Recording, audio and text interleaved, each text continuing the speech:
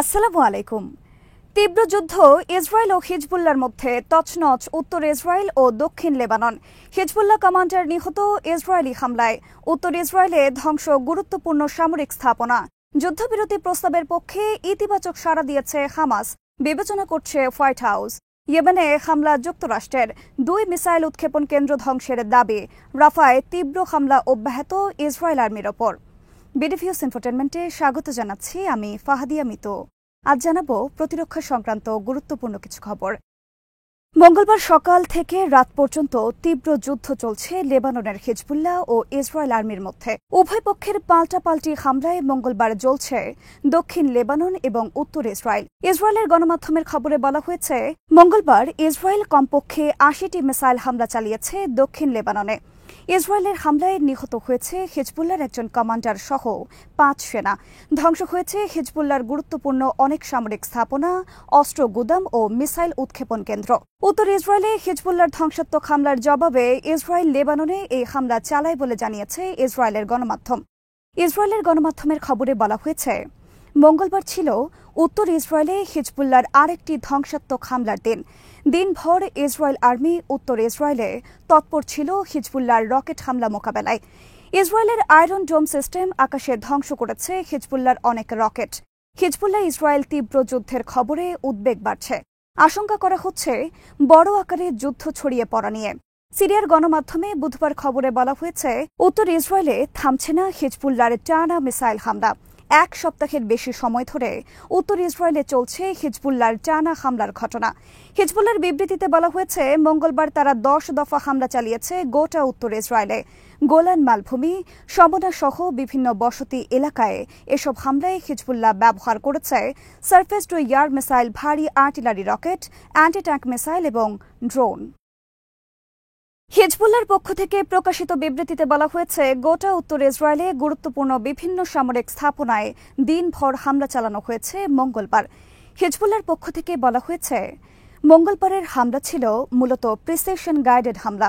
অনেকগুলো precision guided missile হামলা চালানো হয়েছে বিভিন্ন গুরুত্বপূর্ণ সামরিক স্থাপনা, ইসরায়েলি আর্টিলারি ও মিসাইল সিস্টেম এবং সেনা দলের অবস্থান লক্ষ্য করে। অনেক সামরিক ঘাঁটি ও স্থাপনার লক্ষ্য করে চালানো হয়েছে রকেট বৃষ্টি হামলা। এসব হামলায় নিহত হয়েছে অনেক ইসরায়েলি সেনা। ধ্বংস হয়েছে ট্যাঙ্ক সহ ভারী যানবাহন, রাডার সিস্টেম এবং গুরুত্বপূর্ণ কিছু সামরিক স্থাপনা। প্রিসিশন গাইডেড মিসাইল হামলা ও বেশ কয়েকটি ড্রোন হামলার ভিডিও প্রকাশ করেছে ইরানপন্থী হিজবুল্লাহ আর্মি। প্রকাশিত একটি ভিডিওতে দেখা গেছে, ইসরায়েলি সেনাদল অবস্থানকারী একটি ভবনে শক্তিশালী বোমা বহনকারী ড্রোন হামলা চালিয়েছে হিজবুল্লাহ। একতলা ভবনটির সামনে পার্ক করা রয়েছে 3টি সামরিক যানবাহন। হামলার পর আগুন ধরে যায় ভবনটিতে। হিজবুল্লাহর পক্ষ থেকে বলা হয়েছে, মঙ্গলবার দক্ষিণ লেবাননে ইসরায়েলি হামলায় নিহত হয়েছেন একজন হিজবুল্লাহ কমান্ডার। তালিব সামি আবদুল্লাহ নামক হিজবুল্লাহ নেতা লেবাননের দক্ষিণে জইয়া এলাকায় ইসরায়েলি বিমান হামলায় নিহত হন। এলাকাটি ইসরায়েল সীমান্ত থেকে লেবাননের 25 কিলোমিটার অভ্যন্তরে। ইসরায়েল আর্মি মঙ্গলবার প্রকাশ করেছে সোমবার গাজায় নিহত 4 ইসরায়েলি সেনার ছবি। সোমবার দুর্ধর্ষ অভিযান চালায় ইসরায়েল আর্মির বিরুদ্ধে। এ সময় একটি ভবনে বুবি ট্র্যাপের মাধ্যমে হামলা চালিয়ে হত্যা করে অনেক ইসরায়েলি সেনা। মঙ্গলবার ইসরায়েল আর্মি এই ঘটনার কথা স্বীকার করে বলেছে, হামলায় 4 জন সেনা নিহতের পাশাপাশি 7 সেনা গুরুতর আহত হয়েছে। পশ্চিম তীরে তাণ্ডব চালিয়েছে সন্ত্রাসী ইসরায়েল আর্মি। জেনিন ক্যাম্প সহ বিভিন্ন এলাকায় অভিযান চালিয়ে হত্যা করেছে 1 ডজনের বেশি ফিলিস্তিনি। ইসরায়েল আর্মি দাবি করেছে, জেনিন ক্যাম্পে তারা হত্যা করেছে 6 জন বন্দুকধারী ফিলিস্তিনি। এদিকে মঙ্গলবার নেতজারিম এবং রাফার বিভিন্ন এলাকায় ইসরায়েল আর্মির ওপর তীব্র হামলা চালিয়েছে ইসলামিক জিহাদ গ্রুপের আল কুদস ব্রিগেড সহ অপর কয়েকটি সশস্ত্র গ্রুপ।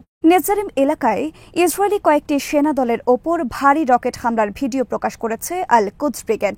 এছাড়া বিভিন্ন এলাকায় তারা ইসরায়েলি সেনাদের সাথে যুদ্ধে লিপ্ত হয়েছে অ্যান্টি ট্যাঙ্ক মিসাইল ও মেশিন গানের সাহায্যে। রাফায় মঙ্গলবার অনেকগুলো মরণঘাতী হামলা চালিয়েছে আবু আলী মোস্তফা ব্রিগেড, আল আকসা ব্রিগেড, মার্টার ওমর আল কাসাম ফোর্স এবং আল মুজাহিদিন ব্রিগেড। বিভিন্ন গ্রুপ প্রকাশ করেছে ইসরায়েলি সেনা অবস্থান লক্ষ্য করে ভারী রকেট হামলার ভিডিও। এদিকে ইয়েমেনে ক্রুজ মিসাইল ও ড্রোন হামলা চালিয়েছে যুক্তরাষ্ট্র আর্মি। যুক্তরাষ্ট্র আর্মির সেন্ট্রাল কমান্ড মঙ্গলবার এক বিবৃতিতে জানায়, ইয়েমেনের 2টি মিসাইল উৎক্ষেপণ কেন্দ্র ধ্বংস করা হয়েছে মিসাইল ও ড্রোন হামলা চালিয়ে। এসব মিসাইল উৎক্ষেপণ কেন্দ্র থেকে সম্প্রতি বেশ কয়েক দফা হামলা চালিয়েছে হুথি আর্মি লোহিত সাগর ও এডেন উপসাগরে। যুক্তরাষ্ট্রের দেওয়া যুদ্ধবিরতি প্রস্তাবের প্রতি আবারও ইতিবাচক অবস্থানের কথা জানিয়েছে হামাস। যুক্তরাষ্ট্রের দেওয়া যুদ্ধবিরতি প্রস্তাবের জবাব দিয়েছে হামাস এবং প্যালেস্টাইন ইসলামিক জিহাদ গ্রুপ। মঙ্গলবার যৌথভাবে দেওয়া এই জবাবে হামাস বলেছে, তারা যুদ্ধবিরতি প্রস্তাবে রাজি এবং সেই লক্ষ্যে কাজ করছে। তবে তারা চায় গাজা থেকে স্থায়ীভাবে ইসরায়েলি সেনা প্রত্যাহার এবং স্থায়ী যুদ্ধবিরতি। কাতার এবং মিশরের মধ্যস্থতাকারীদের মাধ্যমে মঙ্গলবার হামাস জবাব দিয়েছে যুক্তরাষ্ট্রের প্রস্তাবে। কাতার এবং মিশরের মধ্যস্থতাকারীরা জানিয়েছেন, হামাস এবং ইসলামিক জিহাদ গ্রুপ তাদের কিছু চাওয়া তুলে ধরেছে জবাবে। মিশর এবং কাতারের পররাষ্ট্রমন্ত্রীরা এক যৌথ বিবৃতিতে মঙ্গলবার জানিয়েছেন, তারা হামাসের দেওয়া জবাব পরীক্ষা করে দেখছে এবং যুদ্ধবিরতির লক্ষ্যে চেষ্টা অব্যাহত রয়েছে। জাতীয় নিরাপত্তা বিষয়ক হোয়াইট হাউস মুখপাত্র জন কির্বি মঙ্গলবার এক বিবৃতিতে জানিয়েছেন, তারাও হামাসের পাল্টা প্রস্তাব পেয়েছেন এবং এটি যাচাই করে দেখছেন।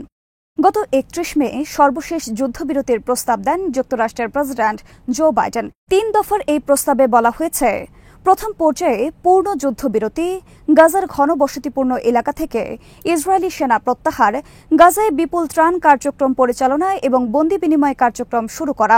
6 মাসের মধ্যে দ্বিতীয় এবং তৃতীয় পর্যায়ে গাজা থেকে স্থায়ীভাবে ইসরায়েলি সেনা প্রত্যাহার এবং স্থায়ীভাবে যুদ্ধবন্ধের ব্যবস্থা।